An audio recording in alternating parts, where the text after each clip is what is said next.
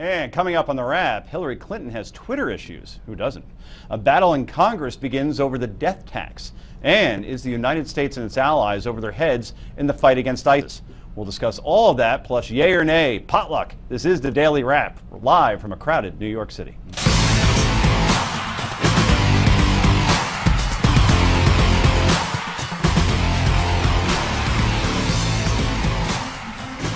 And joining me, as usual, is SiriusXM host, Forbes.com columnist, and the next U.S. ambassador to Cuba. I like that one. Yes. I'm in. For obvious reasons. All the cigars I can smoke. Thank you. Exactly. And she is a lawyer from Philadelphia and was most recently voted most prepared TV pundit of 2015. Heather Hansen joins us. Well done. And finally, he's the mature member of the group. Editor of the Wisdom Daily and a Newsmax insider. Rabbi Brad Hirschfield joins us. Okay, let's get right to the Daily Download.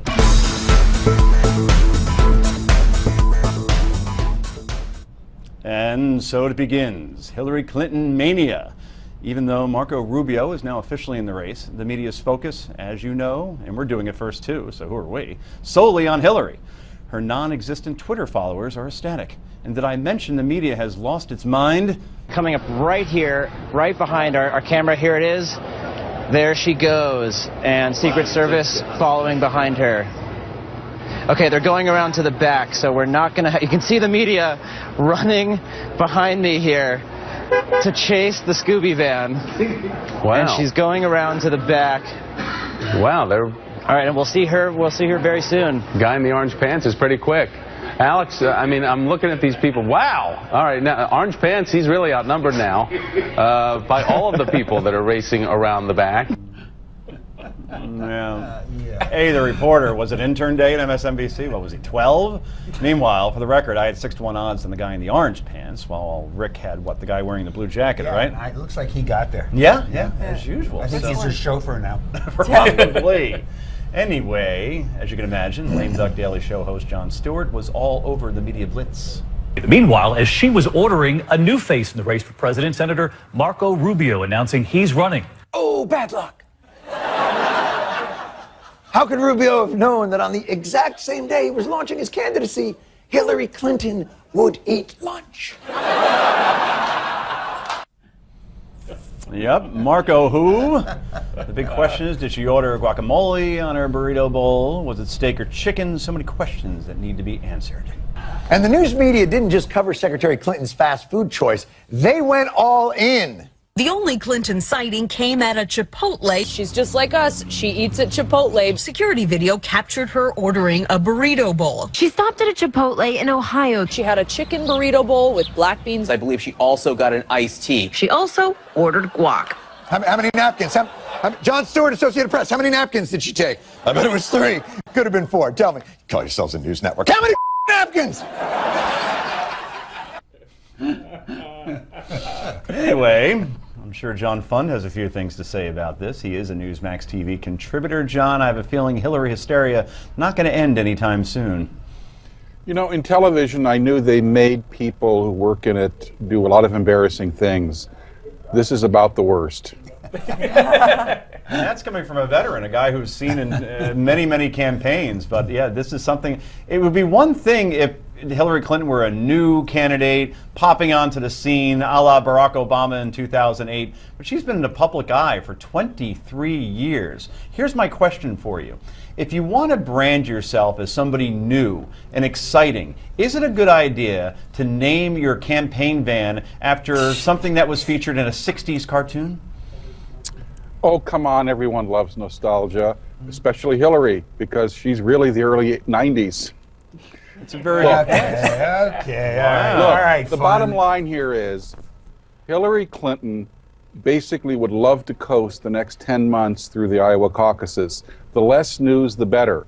I think the most interesting contrast in what she says she's trying to do and what she's doing came at the Iowa Community College this week, where the headline in her press release was Hillary Clinton going to have conversations with everyday voters. But all of the students in the college were in lockdown. as she was walking through the halls, they couldn't come out and see her. They basically had to stay in the rooms for security reasons. So she wants to have conversations with ordinary voters, except the ones she locks in their classroom, and only the ones that she wants to talk to. As much as I hate to admit it, Pundits, Rick Unger, you're right. That did happen, and it's unbelievable.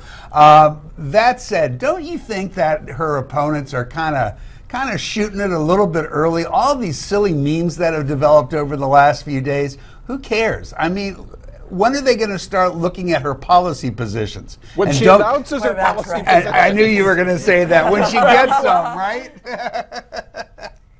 John was so excited the camera actually shook when he made that. But that is true. The 4-minute announcement did not have any real policy positions. It barely actually, I'm the media guy, so let me put on that hat for a moment.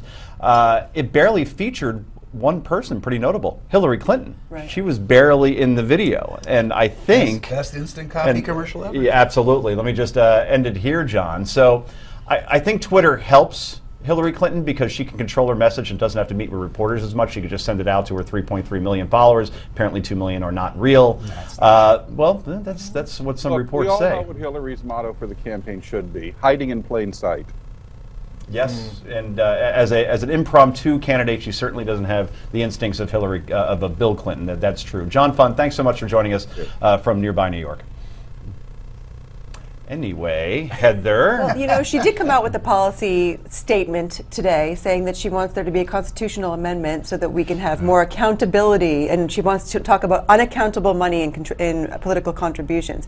Doesn't she want to raise $2 billion? Is that before or after the $2.8 that's billion the goal? absolute irony of it is, you know, talking about accountability with all of the email issues that she's had over the past few months, the amount of money that she's raised, the way that she's raised it, the Clinton Foundation, what role that has in raising the money. It's just absolutely beyond my comprehension that that's going to be the first thing that she comes forward with. You know why it's beyond your comprehension? Because you live in our little bubble. And I think she's taking it, or taking the Gruber approach here, which is a lot of people aren't paying the attention the way we are. And when she says that, it's the first time they're hearing it saying, yeah, there is too much money in campaigns. And in 2017, we absolutely should change that. Brad Hirschfield. They are, but she's going to get caught because what people don't know doesn't mean they're stupid. And the truth is, I don't question her wisdom, and I certainly don't question her ambition. She's probably the most ambitious human being on the planet. But she has no sense of irony, and she has no sense of self-awareness. And she's going to get Romnified in ways that they didn't even do to Romney. And it doesn't matter how many burrito bowls she eats. She is who she is. Probably there's a lot of substance there, but self-awareness and irony, she don't got. Okay, well, we have to end it there, unfortunately. Rick would love to get your thoughts on this, and we'll have 19 months to do that. Coming up next, it's tax day, and there's a fight on Capitol Hill right now over the death tax. Somebody get a defibrillator. This is the Daily Wrap, only on Newsmax TV.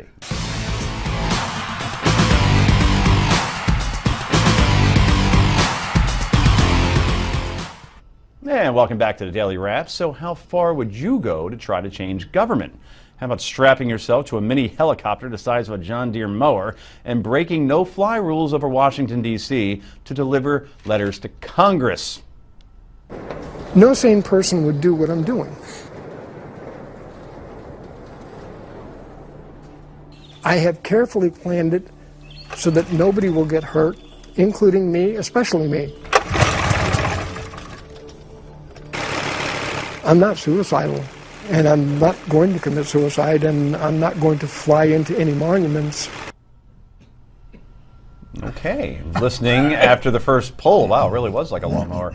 If that death machine's engine doesn't light up, I'm not going anywhere. Anyway, here is pilot Doug Hughes explaining what he's up to. I'm going to land on the Capitol Mall, in front of the Capitol building. I'm going to have 535 letters strapped to the landing gear in boxes, and those letters are going to be addressed to every member of Congress. He's got the logo, and he's got the bin that has United States Mail on it. I mean, at least he's organized. So why is Doug doing this insane act? Campaign finance reform, of course. Change the government to build a wall of separation between the government and big money so that government will represent the people. There are these problems and these problems and these problems that are much more important than campaign finance reform. But those won't get addressed until we fix campaign finance reform. And Doug did exactly that today. Well, most of it. This is CNN Breaking News. The breaking news, we're getting reports of a manned aircraft, get this, that has just landed on the west front of the U.S. Capitol building here in Washington, D.C. Athena Jones is up on Capitol Hill. She's joining us on the phone. We got a picture there. What happened? What's going on? Well, if there's an aircraft involved, you can rest assured that CNN is going to be all over it. Anyway, here's some cell phone video of Doug's flight. This is not good, people. No, he's not.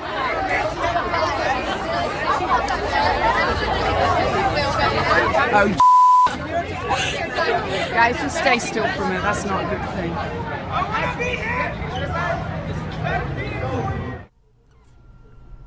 Wow, that doesn't sound like a woman running a field trip. I don't know what does. Well, looks like Mr. Hughes made his flight, but I'm not sure his letters were delivered.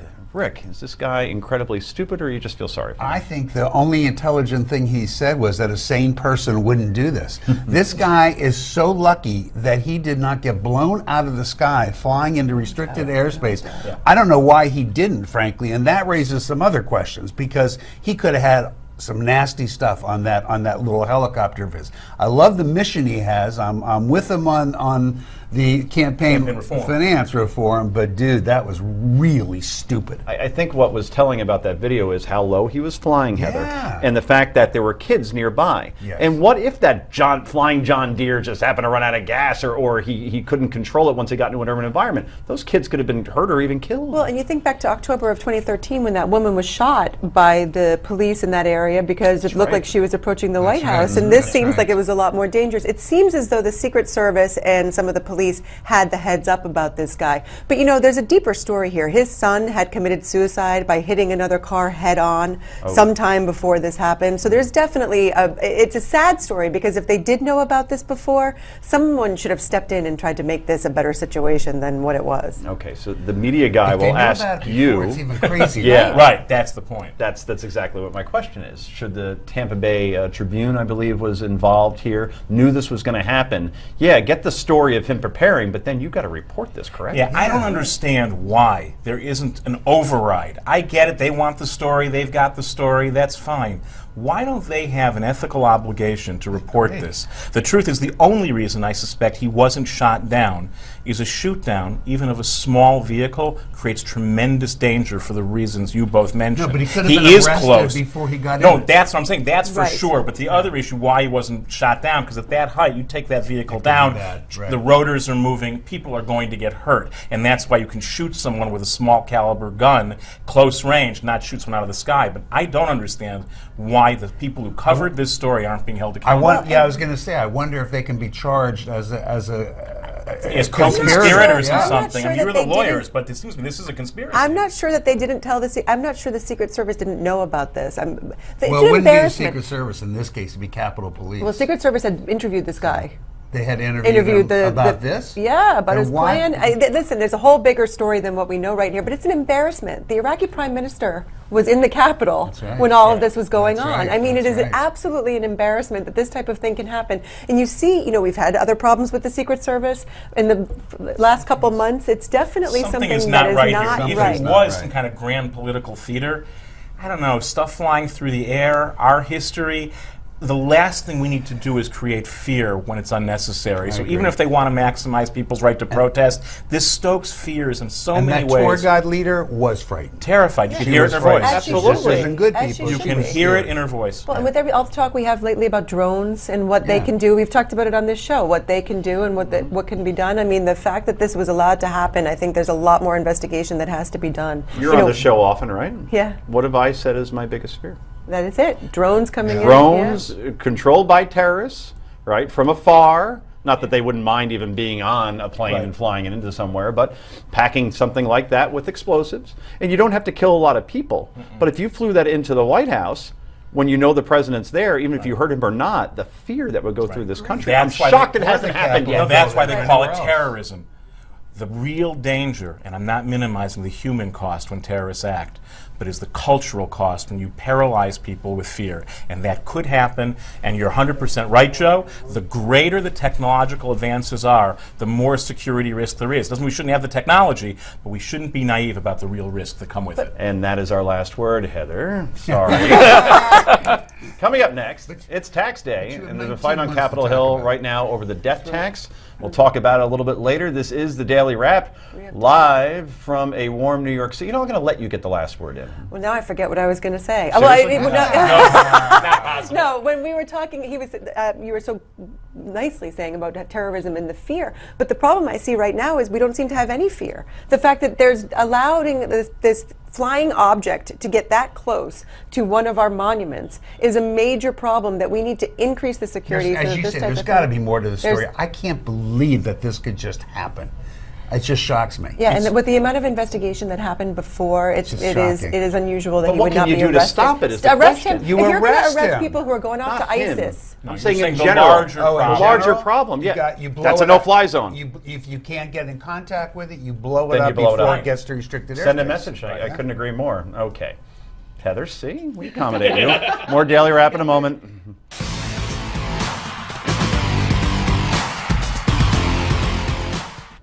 And welcome back to Daily Wrap. Well, as many Americans know, income taxes are due today. But what many Americans may not know is tomorrow, a battle in Congress set to begin over estate taxes, or as they're more commonly known, Rick Unger, death panels. Yeah, death taxes, not death panels. Death panels, another form of fear-mongering. So let's explain what all this means. Republicans believe that an asset passed down to a family member that has already been taxed when the asset was acquired should be free of more taxes. Makes sense to me. Meanwhile, Democrats see it as a class warfare issue where only the rich look to gain, and that money is better served elsewhere, like infrastructure and stuff. And it's not just families with huge portfolios. The death tax also affects family businesses, including ranches, which could force children or farmers or business owners to sell a part of the business in order to foot the tax bill. Everybody get that? Okay, good. Republican Congressman Kevin Brad sums up the battle this way. The death tax is an immoral tax, and it's an attack on the American dream. It disproportionately hurts small businesses and startups. They've already paid, as Mr. Nacy and others have pointed out, very high rates on it to begin with. Then Uncle Sam swoops in and takes 40% of the nest egg they've built a lifetime trying to put together. And what's worse is that this tax is especially destructive to women and minority-owned businesses, the fastest growing sector of our economy today. It was a nice touch. So, how much money are we really talking about? The average person will not have to worry if they inherit their grandmother's house who is just getting by. Well, at least not until they sell it. But estates valued at more than $5.43 million this year, and married couples with estates worth more than $10.86 million, we have exact figures here, will be facing tax penalties. Even though the bill will likely pass the House, it will be DOA in the Senate. And even if it got through the Senate, guess what the president's going to do with it? And it starts with a V.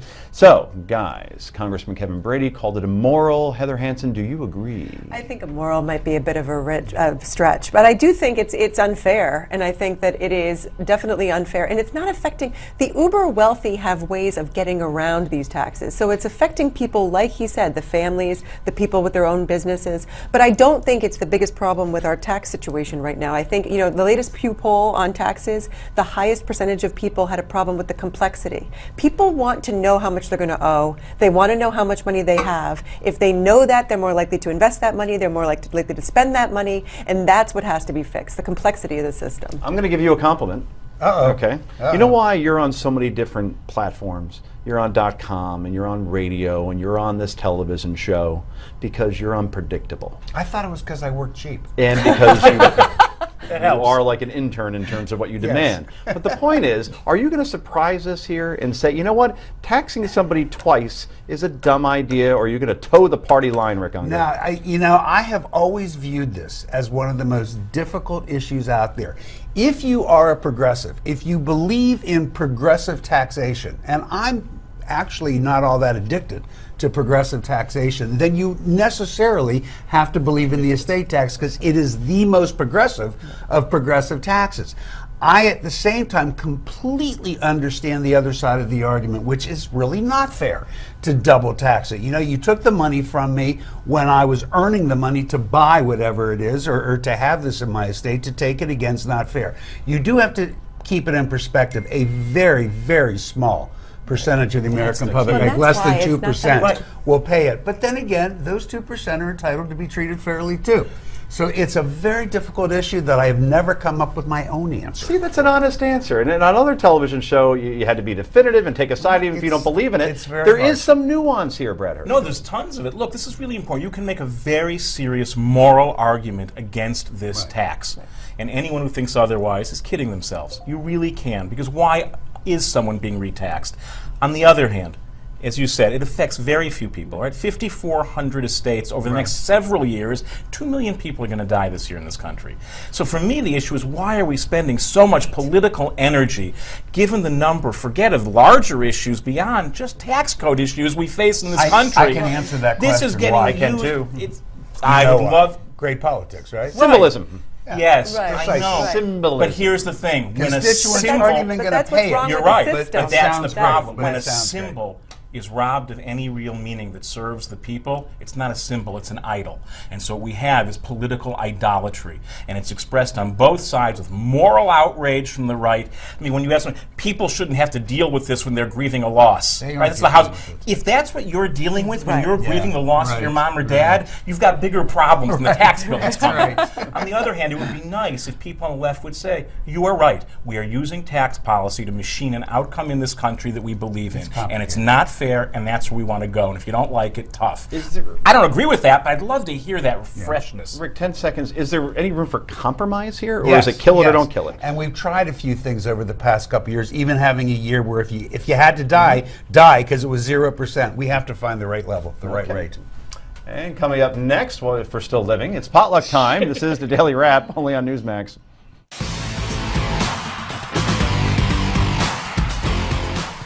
And welcome back to the Daily Wrap. Well, if you're just joining us, it's potluck time. Heather, this is the part of the show where we go around the table and we share our favorite stories of the day. We get to play producer. Is that what we do here? This is what we do. Apparently. Here at 6:30. No idea. We all bring a different dish as if it's a potluck. I had no idea. This is what people actually How eat their we dinner do it. food. It's like the Jackie Gleason show. They say it's potluck time Right. on the Daily Wrap. And we're eating. And Wrap's food. They're ready to eat. Exactly. I'm ready for your story. Your potluck, Brad Hirschfield. Oh, Okay, okay. you We can switch go the order. first. I can go first, no problem. I want to bring us to the intersection of science and philosophy. Do you actually think you need to experience pain in order to know real joy? Or that there has to be evil in the world to know that things are really good? Those are old philosophical claims, and it turns, by the way, I hate them. The idea that things have to be bad so you can know that things are good strikes me as the most profoundly stupid idea in the world, but it's advanced by a lot of people. Tragically, there may not be some science behind it, because it turns out that pain relievers, specifically acetaminophen, that's the stuff in Tylenol and about 600 other medications, not only does it numb your pain, it numbs your ability to enjoy stuff. Positive feeling. It turns out they showed images to a couple of hundred people, and they showed them negative stuff, starving children, and positive stuff, kids with kittens, though I beg to differ. I don't know why that's positive stuff, but okay, that's not my study. And it turns out people who were taking 1,000 milligrams, roughly 2 extra strength Tylenol, reported both less pain at the negative images and less joy at the positive ones. That the same place in our brains which lights up from the positive stuff is what lights up with the negative stuff. Now, I still stand by the claim, because it just means we have to learn how to appreciate more deeply the positive. I don't think we need to have pain in order to know what's good. But it is interesting, it's the same part of our noggin that actually feels both. Numb the pain? Great. Turns out it numbs the ability to appreciate the good stuff too. Yeah, it's the neural receptors, right? I mean, that's what it must come down to, is your emotions are just felt on the same levels. Yeah. But they're the same place, and 23% of Americans take this acetaminophen at that level once a week. All right, but I got to ask the original question on this. Right. If you were never able to perceive something that you felt was bad, how would you know that good was good? Oh, it's easy. You tell me Did you have to be hated to know you were in love? Well, in my case, I had been hated. That's so not what I maybe, asked. To know you is to know that, but it's doubly true for me, so it's no problem. I consider myself a good company. No, I guess not. And that's the point. It's a sham that we tell ourselves that you have to have bad stuff in the world to know what's good. Fundamentally, I think we do know what's good, and it's about trusting it and going to that place.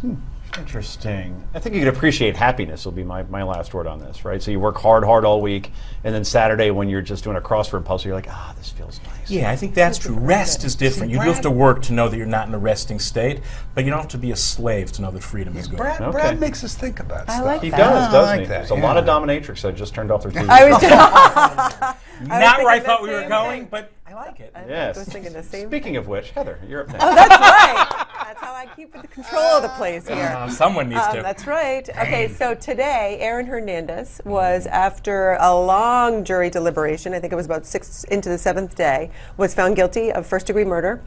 He is going to be sentenced to life in prison without parole. He actually was today. And, he will have numerous appeals. His lawyers are they cut off known his to arm? be... Well, that might be a part good of the start to sentencing? stop him from Saudi acting Arabia, up. baby. Yeah, I guess so. He's going to be in jail for a long time. His lawyers are the best. They have really good records at post-conviction appeals, so he will see a lot of appeals. He's also he got some time for the ammunition charges, so he's going to face that as well. But the interesting thing to me was, a lot of people questioned whether or not he would be found guilty. I always thought that he would. In comparison to some years ago when O.J. Simpson faced a trial and was not found guilty, I wondered what impact, and I think there had to be some, what we've seen with the NFL of late, and the fact that we now no longer look at these men as heroes the way that they once were. Does that make it less likely for a jury to say, you know what, I'm going to give them You don't think so? You know what makes it less likely or more likely that he would be convicted? He wasn't tried in Los Angeles County.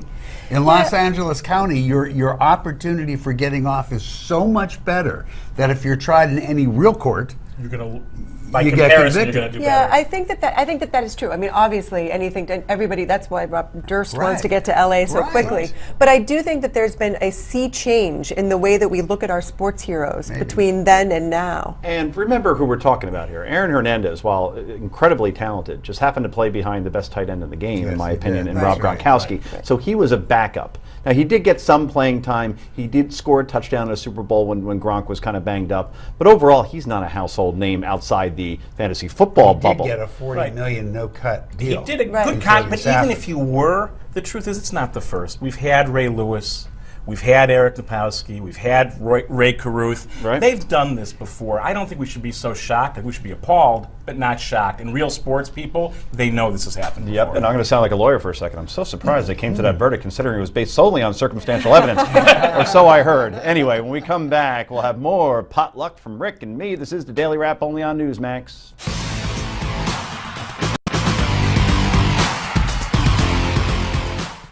And welcome back to the Daily Wrap, and you're just joining us. We're in the middle of our potluck, where we're sharing our favorite stories of the day.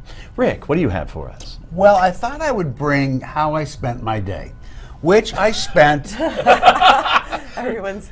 Yeah, they're just hanging. They're hanging. Right. I spent it probably destroying what remains of Governor Chris Christie's career. How did I do that? Because I agreed with his proposal yesterday regarding Social Security. And everybody knows that when a progressive agrees with a conservative policy, this is not good for conservative campaigns. So I apologize to the governor, but I got to say it, Governor, you were right. Look, for too many years, Americans have been under the mistaken impression that Social Security is some kind of a savings program. It's not a savings program, folks. It was conceived during the first term of Franklin Delano Roosevelt as an insurance program. In fact, Roosevelt used the words himself, social insurance. Now remember the time in which this happened. You had 50% of the seniors in America poverty-stricken. They had not had jobs during the Depression. They didn't have the money that they needed to go into their retirement. They were in trouble. This is what motivated the program. But they didn't create a savings program. The whole idea is if you get to the age where you qualify, where you can receive benefits, then you get your benefits. But if unfortunately you don't make it to that age, neither you nor in many cases your surviving spouse, nor your kids, nor anybody else gets that money. So when the governor proposed yesterday that we take a look at cutting down the benefits of people making over $80,000 and doing away with the benefits if you're making $200,000, and that's in a given year. And it also doesn't mean that if you hit that in 1 year when you're 67 years old, that it applies for the rest of your life. It's something you look at every year. When he suggested we start taking down your benefits and eventually give you none if you're making $200,000 a year, it was the right idea. Why? Because you don't need it. When you buy insurance on your house to make sure that if there's a fire, you're protected, you aren't rooting for a fire. You're not hoping that the fire will burn down your house so that you can collect on those premiums you've been paying. It's no different with Social Security. So kudos to the governor. I'm sorry if I put the final nail in your coffin, but everybody in America has to start thinking about it. I want that fund to be there for people who are truly in need of their Social Security when they get to that age. None of us know how our lives are going to turn out. None of us know if we'll need that money unless you're a trust fund baby, in which case maybe you do know. But we want that money there for the people who need it. We'll talk later about how the politicians brought this upon us by pretending the baby boomers weren't coming. Well, Joe? I think we're about to make a big announcement on the Daily Wrap, everybody. And it's very clear right now that Chris Christie has found his running mate. Rick Unger. I don't think you have to plan for me leaving the show, if that's the case. Okay, very good. That was excellent. And sensible people would agree with you. I hope so. But politicians will twist Christie's words and say he's trying to rob from seniors and he'll be a grandmother going off a cliff and some at some point if he becomes the nominee, which he probably will not in this opinion host's opinion. Anyway, speaking of New Jersey, even though we're a national show, it could even be seen in Guam. We're going to talk about Jersey a little bit more. We're going to talk about all the dumb laws that they have there. For instance, if you own a car dealership in the Garden State, you can't be open on Sundays because people aren't off from work or anything like that a day and might not think, hey, I might want to buy a car today. Nope, they're all closed. Also, let's say you want to pump gas on your own. You're in a hurry, you want to get in and out. Oh no. No pumping gas on your own. There has to be an attendant there. And the poor guy, when it was like minus 17 during the winter, had to hang out. Is that and every actually, day? Yeah, it's every day. Really? It's an everyday Yeah, law. every You can't pump your own Jersey. gas. I I lived in Maryland for a couple of years, and I didn't know how to do it. And my friends down there would laugh at me. And they're like, what do you mean you don't know how to pump your own gas? I'm like, where's the attendant? They thought I was some In sort New of... Jersey. That's where he is. He's in New Jersey, indeed. But here is the most incredibly ridiculous law. And that is if you get a DWI or a DUI, you could no longer in the state of New Jersey get your own personalized license plate. That'll teach you. And therefore, you would never have a situation like we saw on Seinfeld once.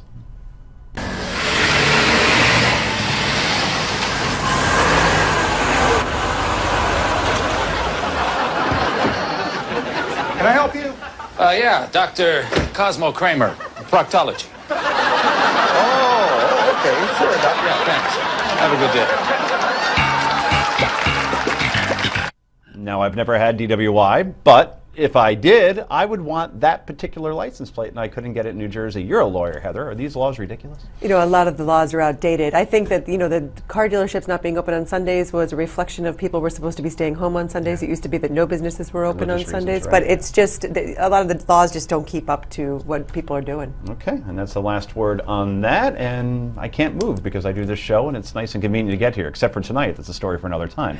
Anyway, when we come back, it's time for Yay or Nay. This is the Daily Wrap, live from New York City.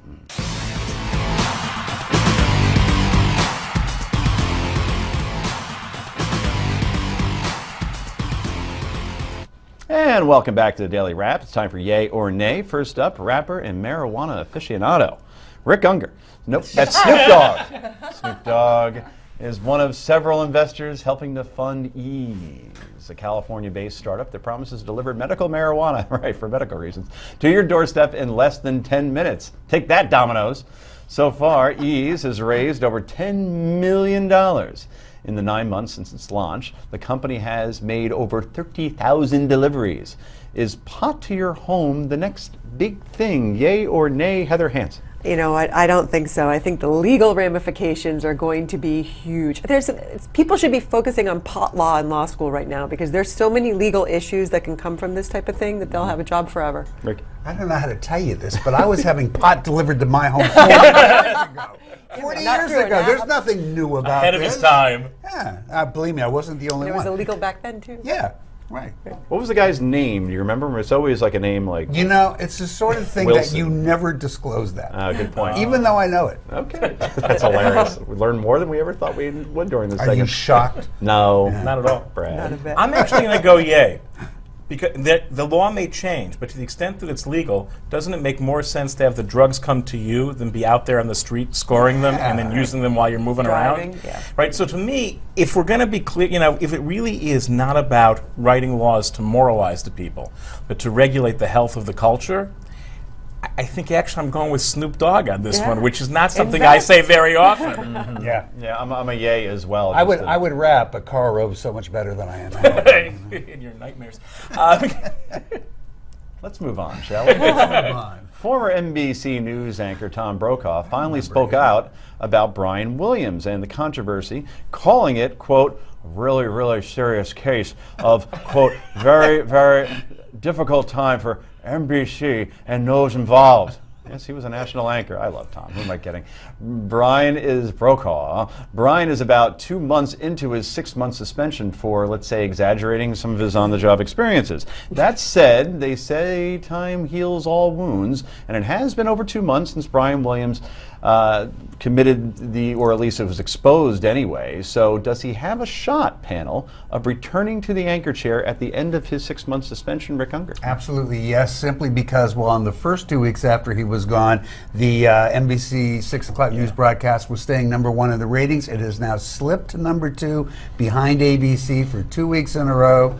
He's looking better every week. It's all about money, Heather? No, I think Americans like to forgive, and this isn't a major problem for most people. I mean, our politicians lie to us. Why shouldn't our anchors, I think it's fine. I think he might come back and do just fine. Interesting. Brad? Yeah, it's a combination of both, I think. It's a big yay. He's coming back. You're such a politician. I'm not actually comfortable with it because I think we are not going to get the news we need until we hold the reporters of it to the standards we also deserve. Okay, I will be the contrarian and say nay. Lester Holt has done a fine job. To Rick's point, yes, they have dropped in the ratings a little bit.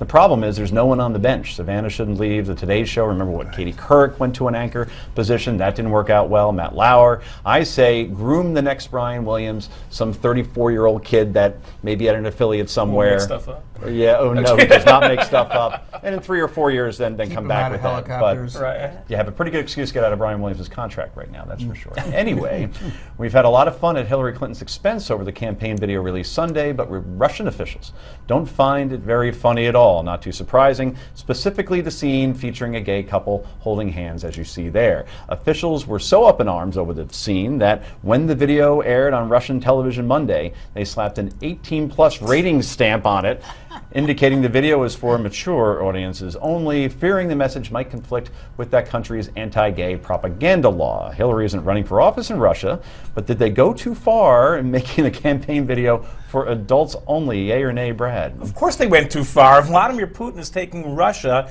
to Ahmadinejad land. He's going to get to me. Oh no, there are no gay people in Russia. I mean, the whole thing is crazy. And here it's serious because Russian nationalism is deeply tied to a kind of religious conservatism that doesn't know what to do with the existence of gay people. Heather?